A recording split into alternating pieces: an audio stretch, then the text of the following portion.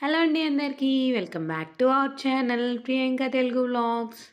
తిరుమల చరితామృతంలో ఇప్పటి వరకు 6 చాప్టర్స్ కంప్లీట్ అయిపోయాయి.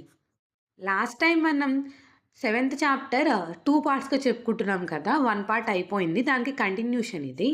విష్ణువు అయితే నాగాభరణాలు ఎలా వచ్చాయని శైవులకి, రామానుజుల వారికి వాదన.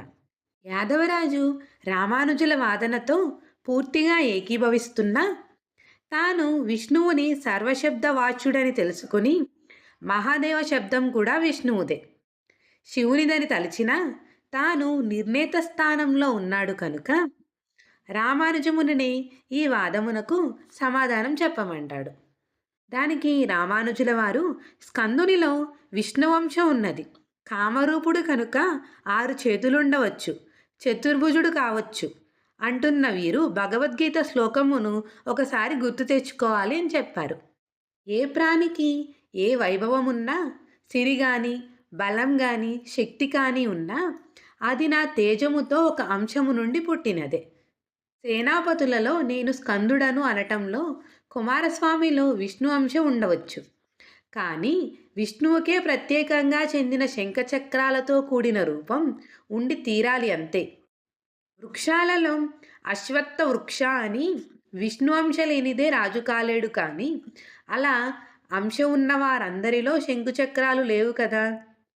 అదీ కాక వామన పురాణంలో కుమారస్వామి పుష్కరిణి వద్ద తపస్సు చేస్తున్న వాయుమూర్తిని చూచి ఆయన చెంతనే తాను కూడా శంఖచక్రములు ధరించినవాడు బ్రహ్మరుద్రాదుల కంటే అధికుడు అయిన నారాయణుని గురించి తపస్సు చేశాడని, ఆ తపస్సు తారకాసుర వధ వలన తనకు కలిగిన బ్రహ్మహత్య పాప పరిహారార్థం చేశాడని చెప్తూ వాయుదేవునికి శంఖచక్రాలు ధరించిన శ్రీనివాసుడు ప్రత్యక్షమైన వృత్తాంతం వర్ణిస్తారు.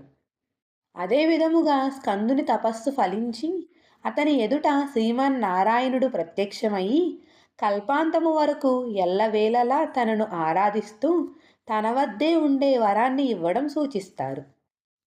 దీని వలన పూజించేవాడు స్కందుడు, పూజించబడేవాడు శ్రీమన్నారాయణుడు అని, నారాయణుడి కొరకు తపస్సు చేయడానికి ఆ నారాయణుడున్న స్థలానికి స్కందుడు వచ్చాడని తెలుస్తుంది. అంతేకాని వారిద్దరూ ఒక్కరే అనే అవకాశం లేదు. ఈ స్కందునికే కాదు, ఇక్కడ తపస్సు చేయడానికి వచ్చిన బ్రహ్మ, వాయు, రుద్ర, ఇంద్ర మరి ఇతర దేవతలకు శ్రీమన్నారాయణుడు ఇక్కడ ప్రత్యక్షమైనట్లు అన్ని పురాణాలు చెప్తున్నాయి. పురాణం ఇంకొక విషయం కూడా స్పష్టంగా చెబుతోంది. స్కందుడు కుమారధార వద్ద నివసించాడు. స్వామి పుష్కరిణికి దక్షిణాన కాదు. అక్కడ శ్రీమన్నారాయణుడు శ్రీనివాసుడుగా ఉండటం, ప్రతిష్ఠింపబడడం, అర్చారూపంలో అక్కడ ఉండి భక్తులను అనుగ్రహించి వారి పాపపరిహారం చేయమని బ్రహ్మ కోరగా నారాయణుడు అంగీకరించడం, ఎందరికో శంఖ చక్రాలతో కటివరద హస్తాలతో ప్రత్యక్షమవడం, శంకరాజును చోళరాజును తొండమానుని తనకు ఆలయ నిర్మాణం చేయమనడం, వారు నిర్మించడం, పూజలు జరపడం, అలా జరిగినవన్నీ స్వామి పుష్కరిణి దక్షిణ ప్రాంతంలోనే జరగడం, ఇలా అన్ని నిదర్శనాలు విష్ణుపరంగా ఉండగా అక్కడ స్కందుని ప్రతిష్ఠ చేసినట్లు ఒక్క ఆధారమైనా ఉందా? మహాదేవుని ప్రస్తావన అదివరకే చేయబడింది కదా. ఆయనకు కొండ దిగువన ఆగ్నేయంగా నివాసం ఇవ్వబడింది. మిగతా దేవతలలాగే మహాదేవుడు కూడా అక్కడ తపస్సు చేయడానికి వచ్చాడు. మహాదేవ శబ్దం ముఖ్యంగా విష్ణువుకే వర్ణిస్తుంది. కానీ వాడుకలో శివునకు చెప్పబడిన విష్ణువుదే మహాదేవత్వ గుణాలు. శివునికి కూడా మహాదేవుడు విష్ణువు. ఆయన గురించి తపస్సు చేసి ఆయన అనుగ్రహం పొందడానికి శివుడు కూడా వెంకటాచలానికి వచ్చినది. కల్పాంతము వరకు ఆ వెంకటాచలంపై ఉంటానని శివునికి శ్రీ మహావిష్ణువు చెప్పిన విషయం జ్ఞాపకం చేసుకోవాలి. విష్ణు ఆవిర్భావం తరువాత శివుడు కైలాసానికి వెళ్ళిన వృత్తాంతం కూడా వామన, వరాహ, స్కాంద పురాణాల్లో చెప్పారు కదా. ఇంకొక విషయం, శివునికి అర్చావతారంగా భూలోకంలో పూజ లేదు, లింగాకారంగానే ఆయనకు ఆరాధన. కనుక ఈ అర్చా విగ్రహం శివుడు కాదు. అలా హరుడు కానే కాదన్నప్పుడు అన్ని ఆధారాలున్నప్పుడు హరిహరుడు కావచ్చన్న వాదన నిరాధారము. ఏదో వాదించడానికి ఉపయోగించిన యుక్తిగా భావించవలసిందే. మహాదేవ శబ్దం శివపదం కాదని చెప్పాం కదా. శ్రీనివాస మహాదేవ పదాలతో అక్కడ చెప్పబడినది నారాయణున్నే. దేవతలందరికన్నా అధికుడన్న అర్థంతో ఆ స్కాంద పురాణంలోనే చెప్పింది చూద్దాం. ముక్తినిచ్చేవాడును మహాదేవుడును అయిన శ్రీనివాసుని ఎవరు తలుస్తారో కీర్తిస్తారో వారు పాప పంజరాల నుండి బయటపడతారు అని. దాని తరువాత పరదేవ పదం కూడా శ్రీనివాసుని పరంగా ఉపయోగించబడింది. అలా శ్రీనివాసునే మహాదేవ పదంతో ఒక చోట, పరదేవ పదంతో ఇంకొక చోట చెప్పబడింది. వేల కొలది బ్రహ్మహత్యలు, అయతముల కొలది మద్యము త్రాగుట వలన కలిగిన పాపములు దేవుడైన శ్రీనివాసుని దర్శిస్తే పూర్తిగా నశించిపోతాయి. దేవేశుడైన వెంకటేశ్వరుని భక్తితో ఎవరు పూజిస్తారో వారు కోటి వంశముల వారితో హరిమందిరానికి, మోక్షానికి, వైకుంఠానికి వెళ్ళెదరు. ఇలా స్పష్టంగా వెంకటాచలంలో ఉన్నది మహావిష్ణువు, నారాయణుడు, హరి అని చెప్తూ ఆయనను భక్తితో ఆరాధిస్తే విష్ణు సాయుధ్యమేనని చెప్తుంటే ఇది హరిహర రూపం అనే అవకాశమే లేదు.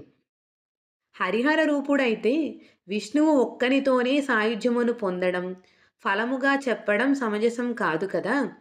కనుక ఇతడు హరిహరుడు కాదు, విష్ణువే.